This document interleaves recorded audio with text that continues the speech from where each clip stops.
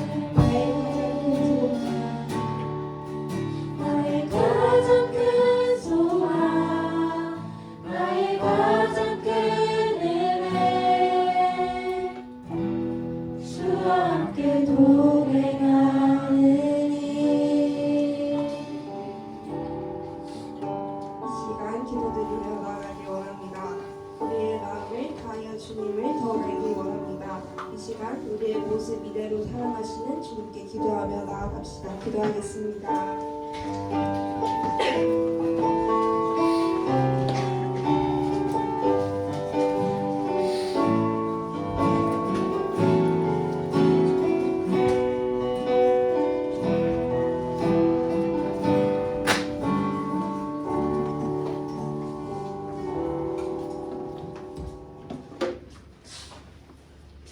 하나님 감사합니다. 오늘도 하나님께서 귀한 예배의 시간을 우리에게 허락하여 주셔서 이 시간 함께 찬양하고 하나님께 경배하며 예배를 드립니다. 하나님 우리 예배를 기쁘게 받아주세요. 지난주에 수능을 친 친구들과 진로를 위해 분주한 시간을 보내는 친구들, 또 시험 기간에 있는 친구들이 있습니다. 예수님이 하나님께 드렸던 그 기도를 우리도 함께 하나님 앞에 드리기 원합니다. 그 모든 일이 하나님의 뜻대로 이루어지기를 바라며 주신 결과에 감사드리며 또 주어진 삶을 하나님께 의지하며 살아가게 하옵소서. 지난 한 주간 우리의 기도와 우리의 믿음이 부족하였더라도 하나님의 말씀을 전해주시는 전도사의 말씀 기억하며 매일매일 항상 하나님께 나아가는 주님의 자녀로 살아갈 수 있도록 도와주시옵소서. 어려운 친구들이 있다면 함께 어려움을 나누며 기도할 수 있게 해주세요. 날씨가 많이 추워졌습니다. 우리의 건강도 지켜주시옵소서. 한 주간도 하나님이 주신 말씀 기억하며 매일매일 하나님께 기도하며 나아가는 우리들 되게 해주시옵소서. 우리를 구원하신 예수님 이름으로 기도드립니다.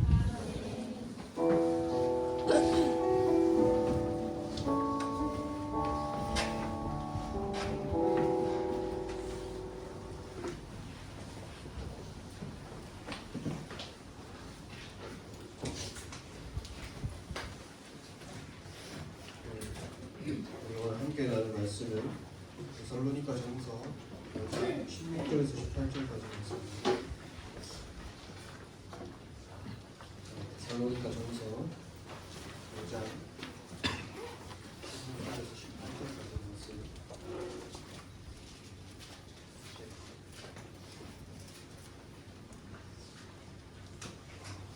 한번 찾아보세요.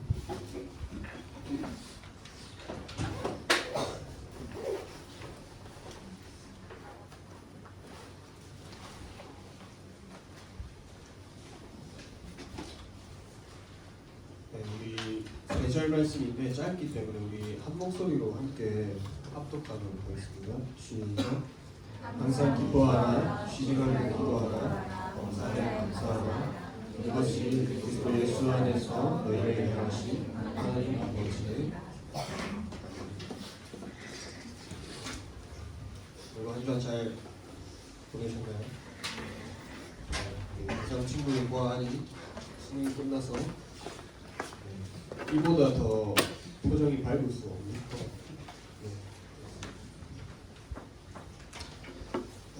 여러분 우리들이 자주 쓰는 말 중에 이 죽겠다라는 말이 있습니다. 대부분 자신의 부정적인 상황을 강조할 때 사용하는 말인데요. 더우면 더워 죽겠다, 추우면 추워 죽겠다, 힘들면 힘들어 죽겠다, 짜증나면 짜증나 죽겠다, 배가 고프면 배고파 죽겠다. 그런데 놀라운 것은 우리가 좋을 때도 이 말을 사용한다라는 것입니다. 좋아도 좋아 죽겠다, 배불러도 배불러 죽겠다라고 한다는 것이죠. 이 말들은 우리들의 정서를 잘 보여줍니다. 어떤 상황에서든지 부정적으로 반응하고 불만 불평이 많은 이 사회 정서를 반영하고 있다라는 것이죠. 여러분들도 많이 사용하시나요? 네. 가만히 생각해보면 이런 말이 나올 법한, 나올 만한 그런 세상에서 우리는 살고 있는 것 같습니다. 사진 한 장 보여주시면, 네, M4 세대. 여러분 3포, 5포, 7포, 9포라는 말을 혹시 아시나요? 네. 이 세대가, 우리가 살아가는 이 시대가 이 3가지, 9가지, 7가지, 또 9가지를 포기해야 하는 시대라는 표현으로 사용됩니다. 3포는 이 연애, 결혼, 출산, 5포는 여기에 취업과 내 집 마련. 7포는 인간관계와 꿈. 9포는 건강과 외모를 포기하는 세대라고 말합니다. 여기에서 더 나아가서 더 포기할 것이 많다라고 해서 M4 세대라는 말을 사용하는데요. 이러한 것들을 우리가 포기하며 살아야 한다라고 하니 어떻게 보면 절망이 떠오르는 그런 세상을 우리는 살아가는 것 같습니다. 그런데 여러분 오늘 말씀에 1세기에 바울이 사역했던 시대는 지금과도 같은 아니 어쩌면 더 어렵고 힘든 세상이었다라고 말할 수 있습니다. 이 데살로니가라는 도시의 성격을 우리가 알기 위해서는 이 빌립보라는 도시를 알아야 합니다. 이 데살로니가와 빌립보는 이 두 지역은 이 마게도냐 지역의 중심에 있었습니다. 성경을 보게 되면은 이 마게도냐의 첫성 빌립보에 이르러라고 이야기하고 있는데요. 이 마게도냐에서 가장 큰 도시가 바로 빌립보였습니다. 그 옆에는 이 마게도냐의 수도인 데살로니가가 있었다는 것이죠. 이때 이 로마 제국 아래 모든 나라가 하나씩 점령이 되던 시대였습니다. 로마가 빌립보를 먼저 집어삼키게 되죠. 이 로마 제국이 빌립보를 점령하면서 한 가지 생각해낸 아이디어는 이 퇴역한 군인들, 이 은퇴한 군인들을 대거 이 빌립보로 이주시키는 것이었습니다. 그래서 쉽게 말해서 이 작은 로마를 이 빌립보에 세우게 된 것이죠. 이것을 옆에 있는 이 데살로니가가 지켜보고 있습니다. 이 데살로니가는 자진해서 이 로마의 속국이 됩니다. 전쟁을 통해서 피를 보지 말고 그냥 우리가 들어가자 이렇게 해서 스스로 속국이 된 것이죠. 이러한 상황 가운데 이 데살로니가를 지배하고 있는 종교가 두 가지 있었습니다.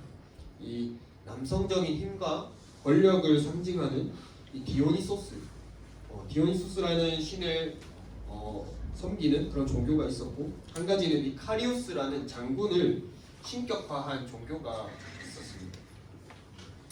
이런 상황 가운데 이 빌립보 감옥에서 풀려난 이 바울과 실라가 이 데살로니가에 들어와서 복음을 선포합니다. 예수는 그리스도이십니다.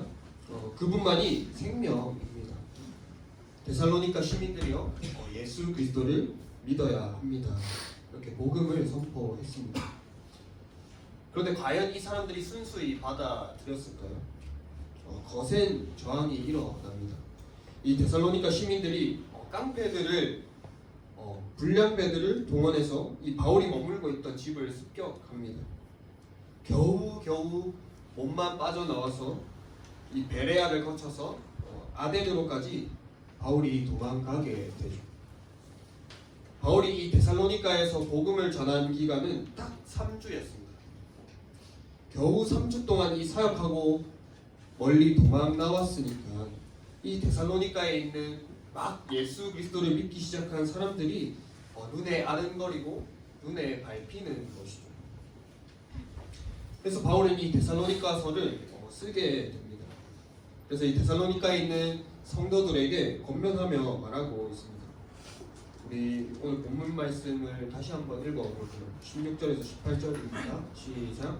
항상 기뻐하라. 쉬지 말고 기도하라.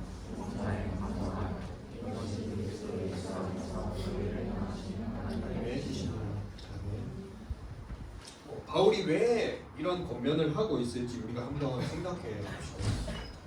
왜 그랬을까요? 이 데살로니가 교회는 이 기쁠 수 없는 상황이고 감사를 고백하기 어려운 상황이었기 때문입니다. 이 데살로니가 교회 성도들을 향한 핍박이 너무나 심했기 때문이죠. 계속해서 말씀을 우리가 한번 읽어볼 텐데, 우리 데살로니가전서 1장 6절과 2장 14절을 이어서 제가 읽겠습니다. 또 너희는 많은 환난 가운데서 성령의 기쁨으로 말씀을 받아 우리가 주를 본받는 자가 되었으니, 형제들아 너희가 그리스도 예수 안에서 유대에 있는 하나님의 교회들을 본받는 자 되었으니 그들이 유대인들에게 고난을 받음과 같이 너희도 너희 동족에게서 동일한 고난을 받았느니라. 이 데살로니가 교회는 바울이 복음을 전할 때부터 핍박이 있었습니다. 그리고 바울이 떠난 후에 이 믿음을 지키는 과정에서도 핍박을 피할 수가 없었어요. 그런데 이 같은 외적인 핍박뿐만 아니라 이 내적인 어려움들도 있었습니다. 이 데살로니가 교회 성도들이 핍박 속에서 이 예수님의 재림을 간절히 기다렸는데 문제는 이 성도들의 태도였던 것입니다. 성도들이 자신의 일상의 삶을 포기하고 이 재림만, 예수님이 다시 오기만을 기다리고 있었다라는 것입니다. 아무리 기다려도 예수님은 오시지 않고 주변에 먼저 죽는 성도들이 생겨나니까 이 예수님의 재림에 대한 의문들이 생겨나기 시작했습니다. 이 예수님이 과연 오시긴 하실까? 예수님이 오시기 전에 죽은 이 사람들은 도대체 어떻게 되는 것일까? 이러한 의문들이 생겨나니까 이 바울이 그 문제를 풀어주기 위해서 이 데살로니가 서신을 쓰고 있는 것입니다. 이렇게 데살로니가 교회는 외적으로나 내적으로나 어렵고 혼란스러운 상황 가운데 있었습니다. 이 기쁨이나 감사와는 점점 거리가 멀어지고 있었다라는 것입니다. 사랑하는 여러분, 여러분의 삶은 어떠합니까? 외적으로 여러분을 둘러싸고 있는 그 상황은 그 환경이 이 기쁨과 감사를 고백할 수 있는 상황인가요? 학교, 가정, 학원, 이 친구들과의 관계 속에서 감사보다는 불평과 불만이 더 나오고 있지는 않습니다. 또 내적으로 여러분들의 삶 속에 찾아오는 여러 가지 어려움들이 그 어려움 때문에 여러분들의 믿음이 흔들리고 있지는 않나요? 하나님에 대한 감사의 고백이 나오지 않고 있습니까? 항상 기뻐하라, 쉬지 말고 기도하라, 범사에 감사하라. 오늘 이 바울의 이 데살로니가 교회를 향한 권면의 말씀이 우리가 이 한 해를 돌아보면서 만약에 이 기쁨과 감사를 잃어버렸다면 우리에게 동일하게 주시는 하나님의 말씀이라는 것입니다. 그렇다면 우리는 어떻게 항상 기뻐하고 감사할 수 있을까? 첫 번째로는 이 기쁨과 감사가 하나님의 뜻임을 우리는 알아야 합니다. 18절 말씀 다시 한번 읽어봅시다. 18절 말씀 시작. 범사에 감사하라. 이것이 그리스도 예수 안에서 너희를 향하신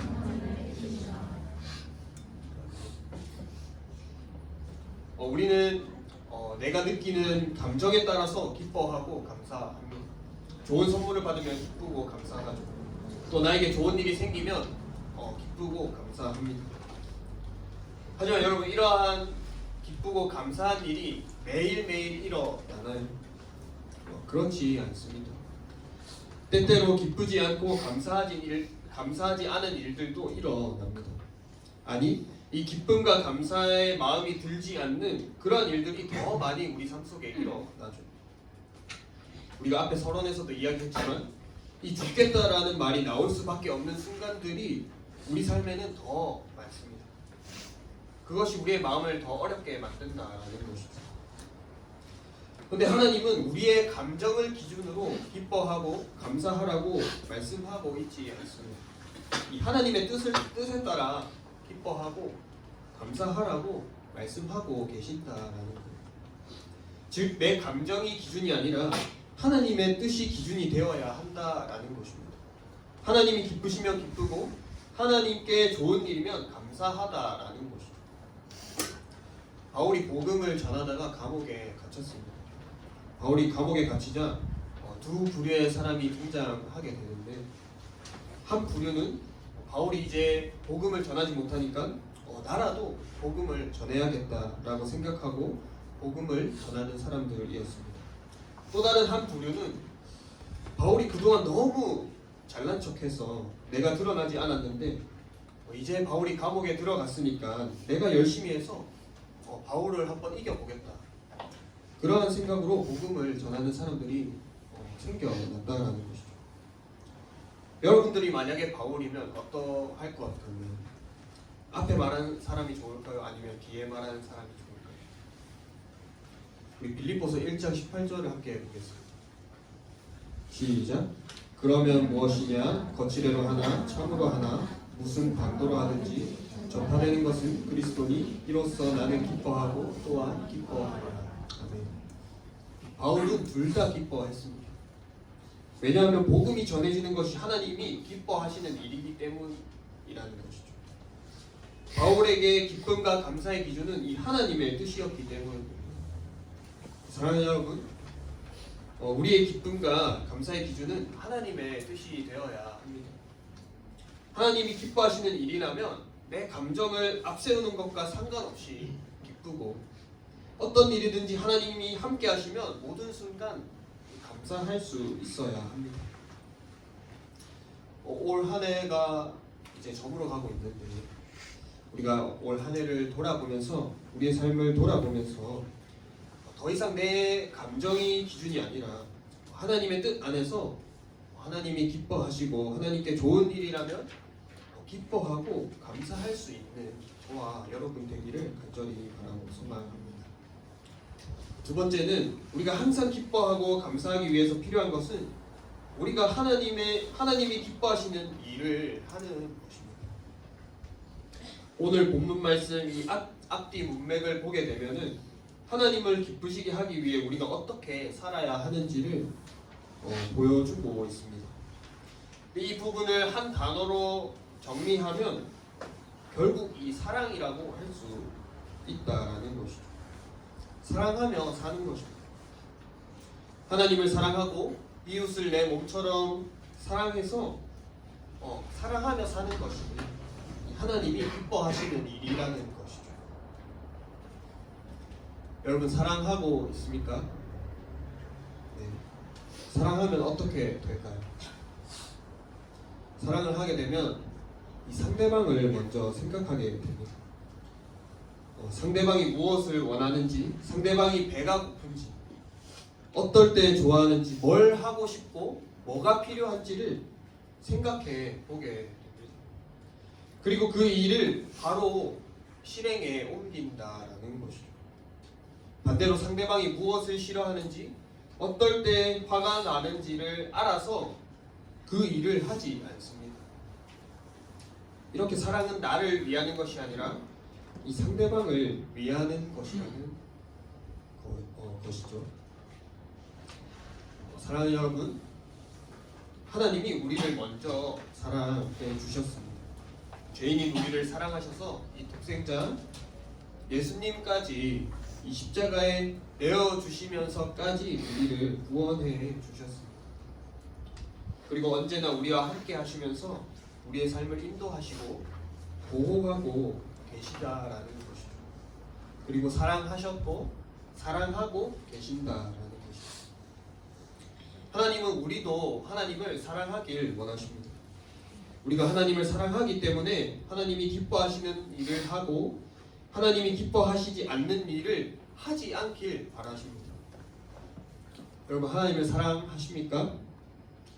사랑하는 여러분, 우리 오늘 추수감사절을 통해서 우리가 올 한 해를 돌아보면서 내 감정을 기준으로 기뻐하고 감사하기보다 불평과 불만이 더 많았을지라도 여전히 우리 삶을 인도하시고 보호하고 계시고 사랑하고 계시는 하나님을 바라보길 원합니다. 이 하나님으로 인해 내 삶의 기쁨과 감사가 넘쳐나기를 간절히 바라고 소망합니다. 이 시간 우리 함께 찬양하고 기도하도록 하겠습니다.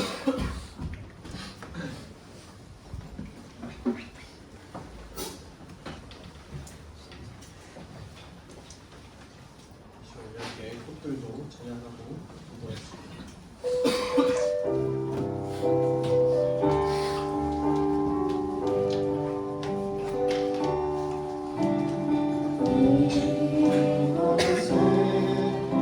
생명샘 솟아나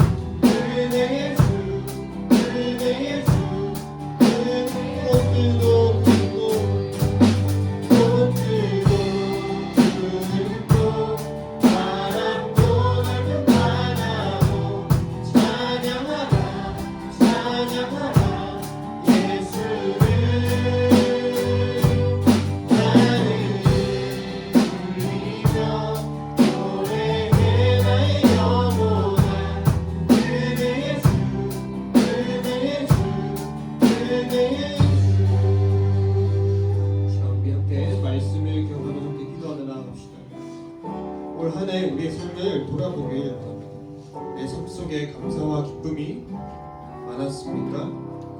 아니면 내 감정을 기준으로 불평과 불만이 더 많았습니까? 이 시간 주님을 찬양하며 나아갑니다. 하나님께서 여전히 우리의 삶을 인도하시고 보호하시고 이끌어가고 계신 우리가 이 시간 기억합니다. 사랑하셨고 사랑하고 계심을 우리가 이 시간 깨닫습니다. 하나님을 바라볼 때 살아온 내 삶이 은혜고 감사와 기쁨입니다. 이 시간 기도할 때 주님 하나님으로 인해 내 삶의 기쁨과 감사가 넘쳐날 수 있게 해달라고 올 한 해 살아온 그 은혜 기쁨과 감사가 우리 삶에 넘치게 해달라고 이 시간 함께 말씀을 기억하면서 함께 기도하도록 하겠습니다. 기도합시다. 하나님 아버지 우리가 이 시간 주님 말씀을 기억하면서 기도하며 나아갑니다. 주님 올 한 해를 돌아보면서 우리가 하나님의 주님을 살았습니다. 아버지 주님께 감사하고 기쁨이 더 많았습니다. 아니면 내 감정을 가지고 불평과 불만을 더 많이 했습니다. 아버지 우리가 어떠한 삶을 살아왔는지 여전히 주님께서는 우리의 삶을 인도하여 주시고 보호하고 계시고 사랑하시고 계심을 우리가 지금 깨달으며 나아갑니다. 하나님 아버지 더 이상 나의 감정을 기준으로 아버지 불평과 불만을 생각하는 것이 아니라 정말 주님으로 인해 새 생명 얻었고 주님으로 인해 내 삶을 아버지 우리가 살아갈 수 있음을 고백하면서 아버지 정말 아버지 우리가 살아온 이 삶이 또 앞으로 주님께서 인도하여 주실 삶이 은혜고 감사하며 그분을 우리가 이 시간 깨닫게 나고 아니 아버지 우리가 하나님으로 인해 기뻐하고 감사하며 주님께 찬양 올려드리고 영광 돌릴 수 있는 정성만 사랑한 사람 될 수 있도록 아니 아버지 그런 삶을 살아갈 수 있는 그런 사람들 될 수 있도록 아버지 인도하여 주시고 붙잡아 주시옵소서. 사랑과 은혜가 풍성하신 하나님 아버지 감사합니다. 아버지 올 한 해를 돌아보면서 하나님께 감사하고 기뻐하기보다 아버지 나의 상황과 나의 어려움들 가운데 내 감정을 기준으로 아버지 불평과 불만을 더 많이 쏟아낸 삶이었습니다. 하나님 우리가 어떠한 삶을 살아왔든지 여전히 우리의 삶을 인도하여 주시고 보호하고 계시고 사랑하고 계심을 우리가 이 시간 깨닫습니다. 아니 아버지 우리가 그것을 깨달으며 나아갈 때에 우리가 살아온 삶이 또 앞으로 하나님께서 인도하여 주실 삶이 은혜고 기쁨이고 감사임을 우리가 이 시간 깨닫습니다. 아니 아버지 우리가 내 감정의 기준이 아니라 하나님으로 인해 내 삶에 감사와 기쁨이 넘쳐날 수 있는 우리 청소년부 한 사람 한 사람 될 수 있도록 하나님 함께하여 주시옵소서. 이 모든 것 살아계신 예수 그리스도 이름으로 기도합니다. 아멘.